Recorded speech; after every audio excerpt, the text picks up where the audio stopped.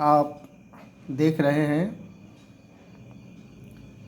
और यह सिलेबस है इंग्लिश 100 मार्क्स का, जो बिहार बोर्ड्स के से संबंधित हैं। इंटरमीडिएट 12th इंग्लिश 100 मार्क्स, और यह साइंस, आर्ट्स और कॉमर्स के विद्यार्थियों के लिए है। तो जो 100 मार्क्स की अंग्रेजी की परीक्षा होती है वो प्रश्न पत्र 2 खंडों में बने रहते हैं, सेक्शन ए खंड और सेक्शन बी। तो सेक्शन ए में ऑब्जेक्टिव प्रश्न पूछे जाते हैं और सेक्शन बी में सब्जेक्टिव प्रश्न अर्थात डिस्क्रिप्टिव टाइप क्वेश्चन होते हैं। ऑब्जेक्टिव क्वेश्चंस पर 50 अंक होता है और डिस्क्रिप्टिव टाइप क्वेश्चन पर भी 50 अंक निर्धारित होता है। तो सबसे पहले हम लोग ऑब्जेक्टिव क्वेश्चन के बारे में पढ़ेंगे, जानकारी प्राप्त करेंगे कि इनमें किस तरह से प्रश्न रहते हैं। तो आप यहाँ देख सकते हैं कि ऑब्जेक्टिव जो प्रश्न है, कुल 100 प्रश्न पूछे जाते हैं, जिनमें ग्रामर से 60 प्रश्न रहते हैं और बुक से 40। तो इस तरह से 60 और 40 मिलकर 100 हुआ, और इन 100 प्रश्नों में आप किसी भी 50 प्रश्नों का उत्तर दे सकते हैं। और यह कोई निर्धारित नहीं है कि आप ग्रामर से कितने प्रश्नों का उत्तर देंगे या टेक्स्ट बुक से कितने। यह आपके अपनी सुविधा सरलता पर निर्भर है कि आप चाहें तो जिससे उत्तर दें।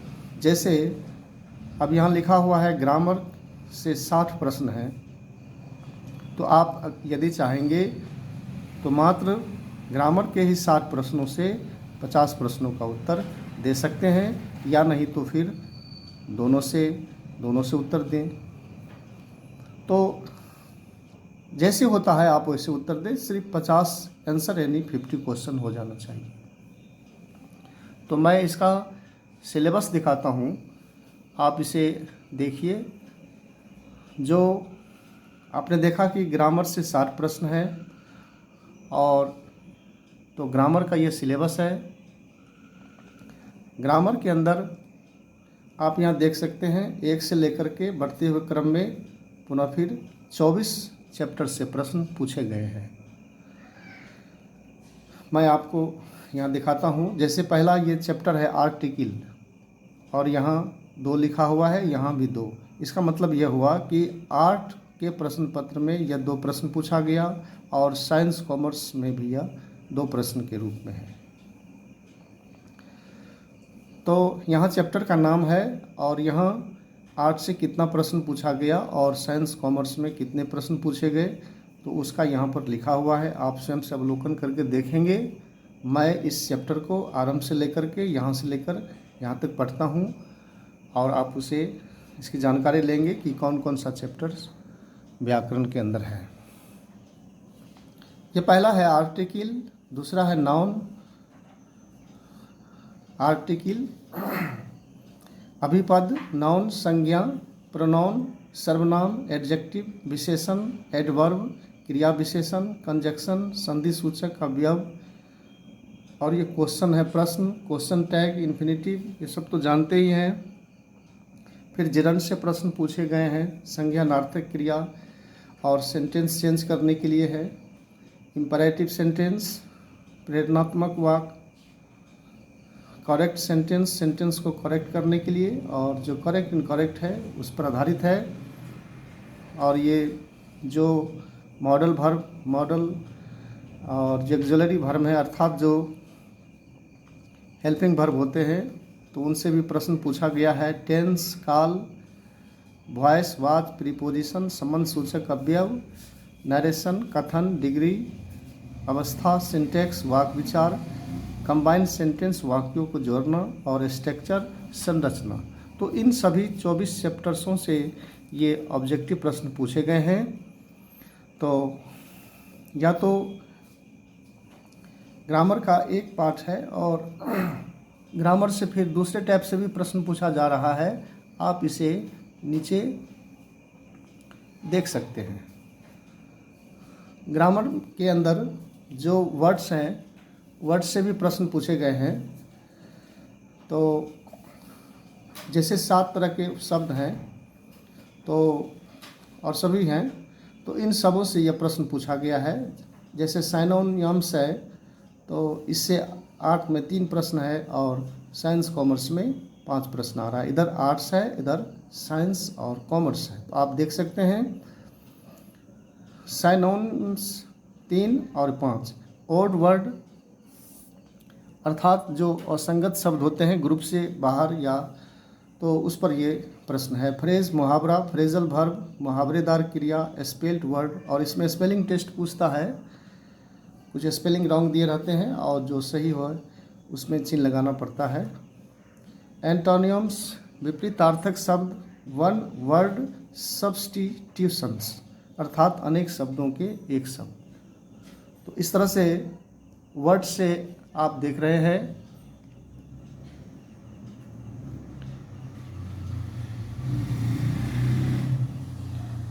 कि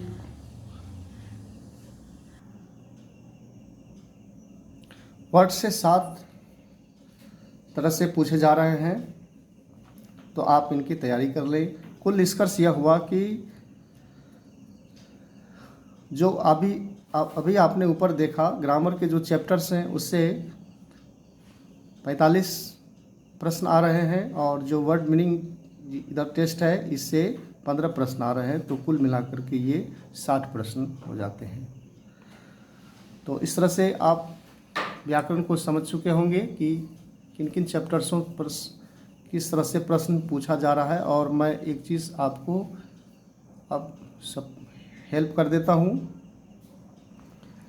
कि आप इसकी तैयारी, व्याकरण की तैयारी किस तरह से करेंगे। आप यहाँ देख सकते हैं जिन जिन चैप्टर्सों में ये सही का चिन्ह लगा हुआ है, आप इसकी पहले तैयारी कर लें, और उसके बाद फिर से इसको, तो चूँकि यह आपको सरल,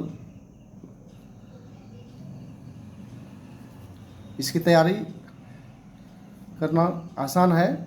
आप पहले इनकी तैयारी कर लें और उसके बाद शेष चैप्टर्सों की तैयारी करें।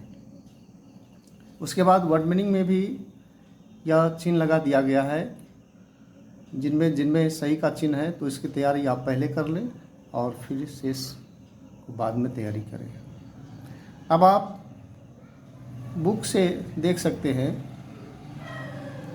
कि बुक से जो 40 प्रश्न पूछे जा रहे हैं, तो बुक जो टेक्स्ट बुक है उसके अंदर 3 यह है, प्रोज, पोइट्री और स्टोरी ऑफ इंग्लिश। प्रोज से 15 प्रश्न है, पोइट्री से 15 और स्टोरी ऑफ इंग्लिश से 10 प्रश्न है। तो प्रोज से जो प्रश्न पूछे जा रहे हैं उनमें जैसे प्रोज के अंदर की जो कहानी है या निबंध है उसकी अंतर्वस्तु क्या है, कथा वस्तु क्या है, और जो इनके लेखक हैं उनकी योग्यता, उनका जन्म, उनकी मूल रचना, रिटन बाय, तो इन सबों के ऊपर प्रश्न पूछा जाता है। पोइट्री, जैसे कि यह पद भाग है, यह तो प्रोज गद्य भाग था और ये पोइट्री पद भाग कविताओं का संग्रह है इसमें। तो इसमें जो पोएम है, पोइट हैं, उनके नाम याद कर लें। और पोएम टाइप, पोएम है वो किस तरह की कविताएं हैं, प्रत्येक पोएम का अपना अपना एक टाइप होता है। फिर उसके लाइन टेकन है और वो कथा, केंद्रीय भाव, मेन आइडिया। तो इन सबों पर ये प्रश्न अधिकांशतः पूछा जाता है। स्टोरी ऑफ इंग्लिश में जो अंग्रेजी भाषा साहित्य का इतिहास रहा है, उसके अंदर कई प्रश्न बन जाते हैं। जैसे जितने महान राइटर्स हैं, उनकी जो रचना है, कहानी है, कविताएं हैं, उपन्यास हैं, या जो कोई बुक है, ग्रंथ है, तो उसके राइटर्स कौन हैं, तो इन सभी बातों पर अधिकांशतः प्रश्न पूछा जाता है। तो